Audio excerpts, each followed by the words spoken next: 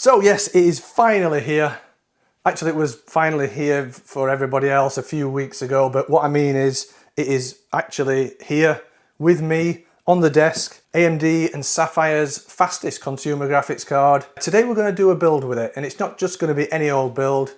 This is going to be a Toxic build. So today's video is the start of a series of builds that I've got coming up. I'm going to be taking a bit of a back seat from reviews for a while because I've got quite a few big high-end builds coming up, custom builds.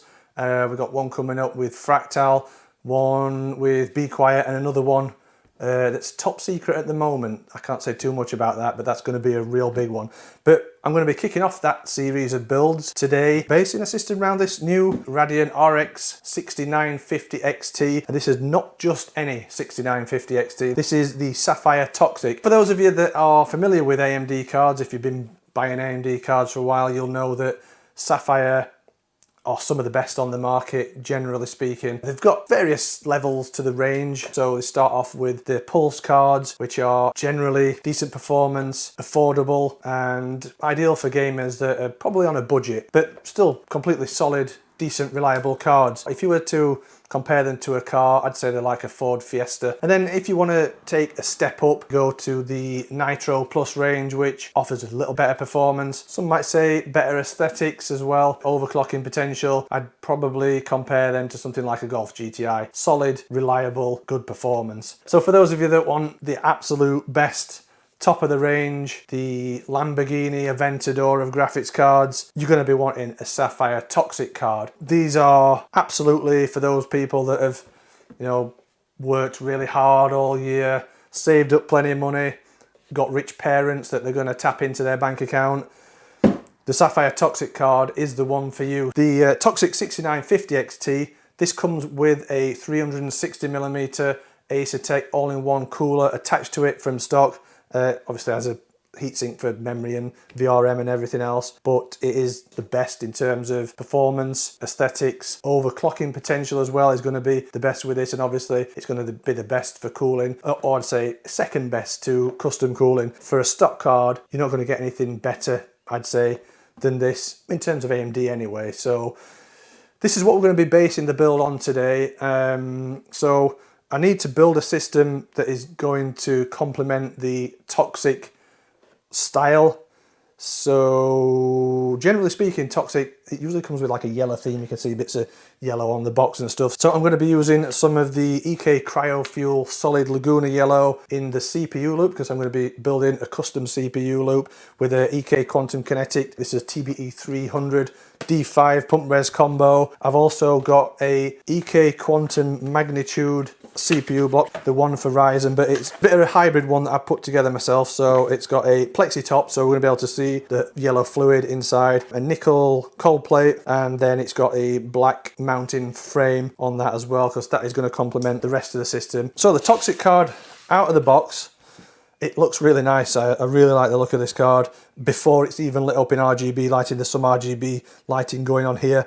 This fan will be RGB as well. There's a little display thing there as well that lights up in RGB. And as you can see, the card's got kind of a black and grey aesthetic to it. You've got some brushed aluminium on the front there that looks premium, gives it a real solid look to it. And then you can see the fan inside there. I think that's looks like a 92mm fan for the VRM heatsink and the memory heatsink. You can see there's 3 PCIe connectors, so there's 2 8-pin and a single 6-pin connector. Got the cables there for that, and you can see these have also got the yellow, black and grey theme that's going to match the card. Those I made up myself in my workshop. Backplate looks good as well, so turn it the right way around. Got a nice black and grey theme going on the backplate as well. I think this is another area here that lights up with RGB lighting. So we're going to try and complement that as much as I can with the build. And then the radiators, pretty standard Aorus 27mm thick radiator, 320mm fans. These are some Sapphire fans. I'm not sure exactly what they are, but these again going to light up in RGB lighting. So the motherboard I've chosen as well, I think is going to fit in with the aesthetics as well. This is the X570 Aorus Master from Gigabyte. Again, it's got that similar theme of black and grey, or black and brushed aluminium, so I think that'll fit in perfectly with the build. The CPU is an AMD Ryzen 9 5900X, so this is the 12 core 24 thread, ideal for gaming, and productivity. So no matter what we'll be using this system for, that CPU and the 6950 XT should be a good match. And then the memory is a favorite of mine. This is the G.Skill Trident Z RGB. This is a 32GB kit, DDR4 3600 C16. Again, perfect match with the Infinity fabric ratio with 3600 and the AMD Ryzen 9 5900. And the other thing as well about this memory, again, it's got black and that brushed aluminium or brushed grey aluminium smoked effect, and also RGB lighting on the top that we'll be able to configure to match in with the yellow theme. The one thing that you always have to take into consideration or not forget when you're planning a system with one of these hybrid cards, especially one that's got a 360mm radiator, is the choice of case. So obviously, if we're building a custom loop, there's going to be two radiators. I'm using a 360mm radiator on the CPU loop as well, so just to keep it looking kind of symmetrical with radiator sizes. So got to remember to choose a case that's going to allow you to fit two 360mm radiators in. You might remember this case from a review that I did a few weeks ago. This is the Geometric Future Model 8 CowBoy. It's got a solid front aluminium panel, but that's not a worry because it has an airflow path that comes in from the bottom then out through the rear and the top, so we should be all right. And that means I'll be able to mount the graphics card radiator at the back, probably exhausting the warm air out, and then the CPU radiator on the floor here. So I also remember in the comments of the review, quite a few of you were asking if I could do a water-cooled build to see what it's like to build a water-cooled system in this case. So that's the case we're going to be using. Hopefully it'll work. That's something else I've got to think about as well, because the fans on the card, I don't have any like spare ones to use on the CPU loop. So I'm going to have to do a bit of thinking about the fans and see what works with that. Maybe I could flip the fans round so that they're on the back and you don't really see them, but not sure I want to do that because I do want to see the RGB lighting. So maybe I'll just try and pick some of the fans that look as close as possible.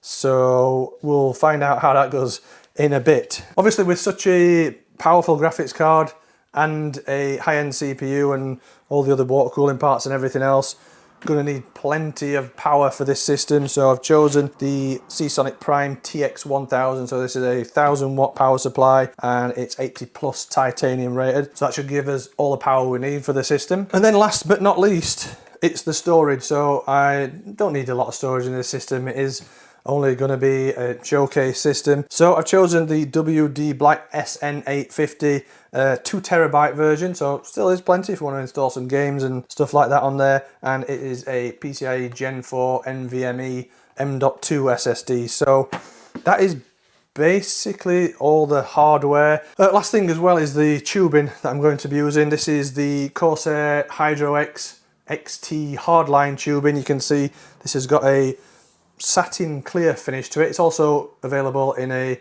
matte black as well. Both of these I really like to use. I find it really easy to work with. It's 14mm diameter, so I'll be choosing some EK fittings that work with that. That's basically everything for the system, I think. So let's get on with the build.